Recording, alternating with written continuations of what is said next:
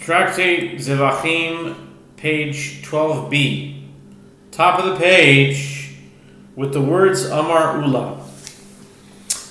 It's right after Yesh Dichoi B'damim. Amar Ula, Amar Rabbi Yochanan. Amar Ula, Amar Rabbi Yochanan.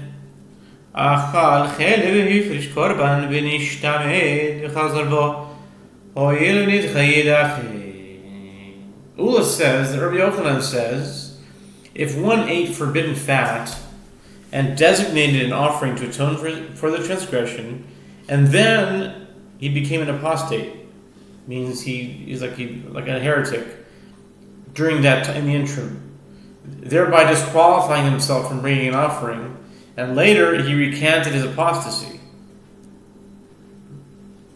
Since the offering was already disqualified, it shall be disqualified permanently. He has to do a new one. Okay? Itmar nami. It was also stated likewise. It was stated likewise, or it was also stated. Oh, that's redundant. Anyway, Itmar nami, we also learned. Amar Rabbi Yirmiyah, Amar Rabbi Abahu, Amar Rabbi Yochanan. וחזר ונשטפה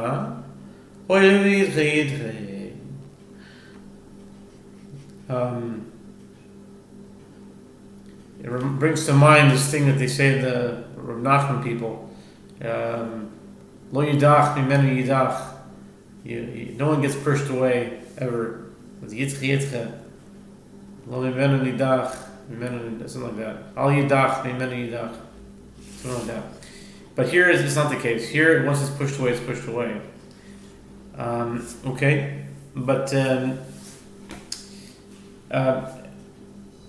statement that Rabbi Yirmiyah says, Rabbi Bala says, Rabbi Yochanan says, if one ate forbidden fat and designated an offering to atone for his transgression, then became an imbecile, who is unfit to bring an offering, and then again became halachically competent.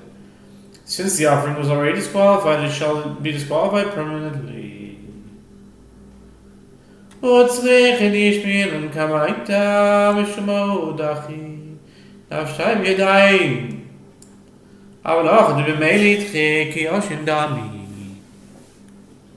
Gemara notes, and both statements are necessary, as if Rabbi Yochanan had taught us only the first statement concerning an apostate.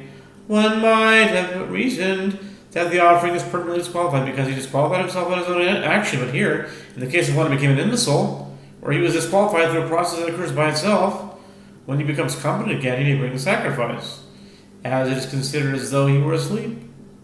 If one designated an offering and fell asleep, it certainly does not disqualify it. And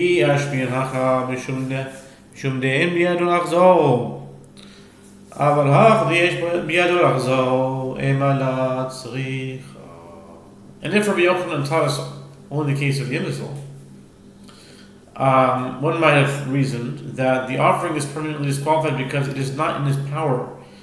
He got lucky. He happened to get normal again, but he didn't control it. It just happens to be he got normal. So that's different. But here, in the case of an apostate, since he has in his power to recant his apostasy, I would say that the offering is not permanently disqualified. Therefore, both statements are necessary. Rabbi Yirmiyah asked a question. He raises a dilemma.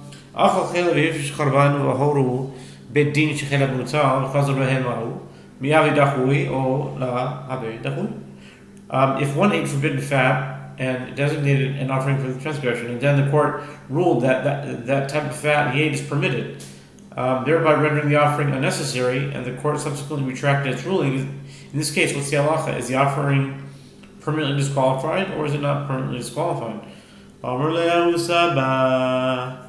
A certain elder said, some say that Husaba is Eliyahu, a Nabi, and some say maybe it's only certain times, but so on Husaba, it's just this elder said. Well, I guess we don't know who it is.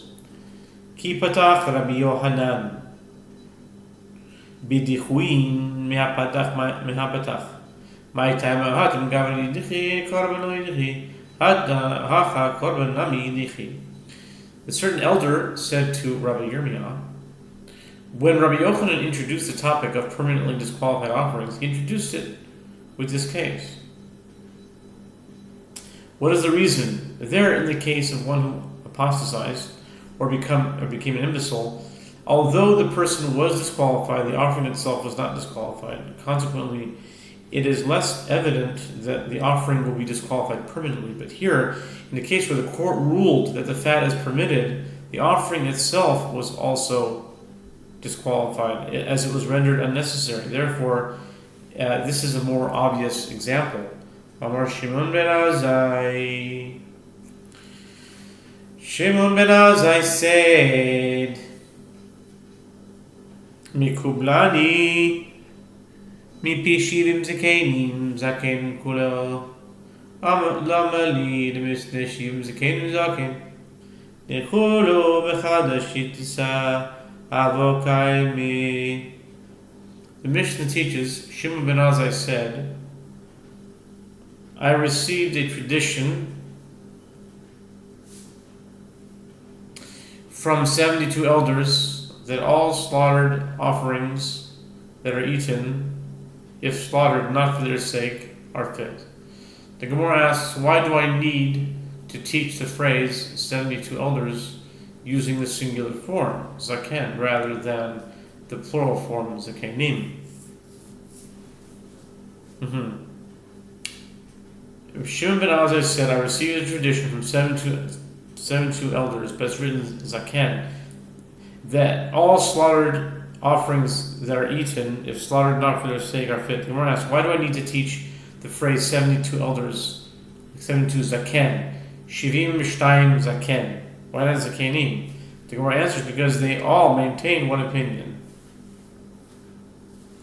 They all agree with this halacha. Okay, but didn't the 72 translators or 70 translators also agree when they translated the Torah? Why would they? Why aren't they called? Why they're called? It's called Targum Shivim. Shivim, and that maybe not Zakenim. I don't know. Here it says Zaken. Anyway, that's a side point. They all agree with halacha. Lo Hasid ben Azai ela haola. The Mishnah continues. Ben Azai added only the burnt offering to the sin offering and the paschal offering, which are mentioned in the first Mishnah as disqualified when sacrificed, not for their own sake. Amar Rav Huna, my time in Ben Azai, oilahu yisherech nechol Hashem, he lishma k'she'osh lo lishma mzula. Rav Huna said, what is the reason for the opinion of Ben Azai?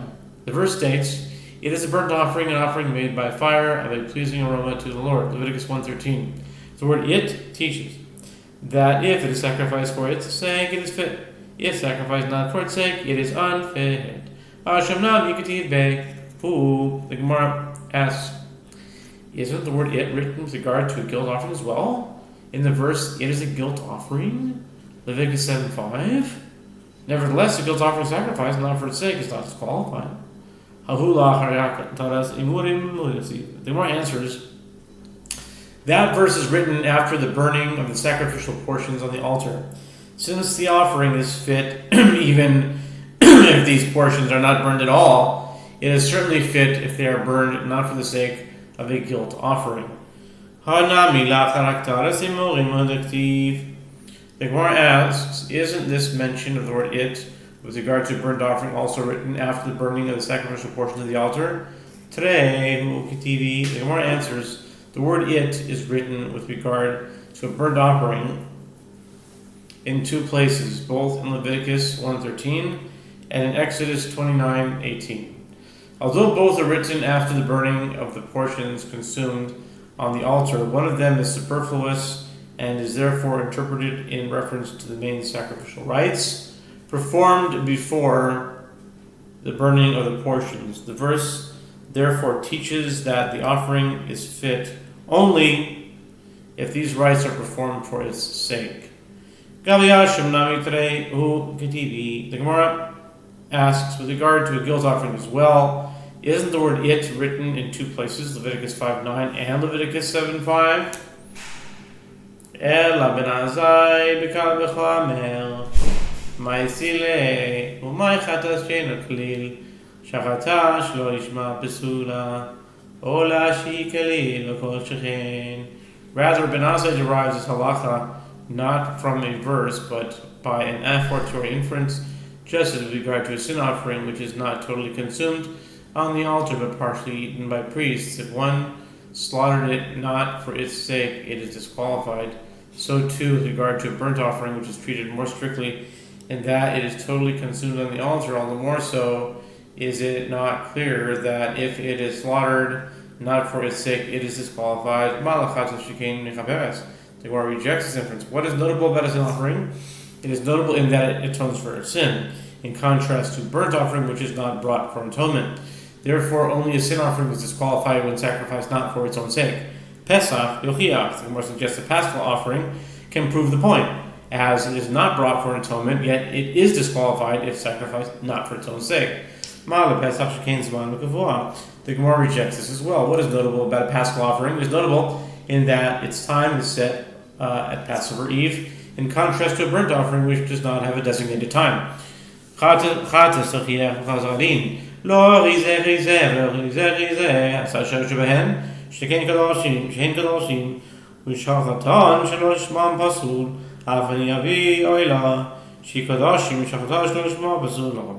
The Gemara suggests, if so, a sin offering can prove the point, since it has no set time, and the inference has reverted to its starting point. The halacha is derived from the common element of the two sources. The aspect of this case is not like the aspect of that case, and the aspect of that case is not like the aspect of this case. Their common element is that they are offerings, and if one slaughter them not for their sake, they are disqualified.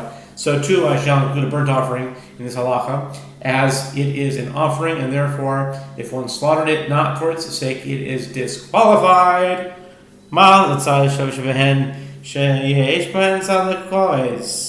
The Gemara rejects this as well. What is notable about their common element? It is notable in that they both have an element of karet. A sin offering is brought for a transgression punishable by karet when committed intentionally, and one who refrains intentionally from bringing a Paschal offering is liable to be punished with karet. A burnt offering does not have an element of karet. Ben Azai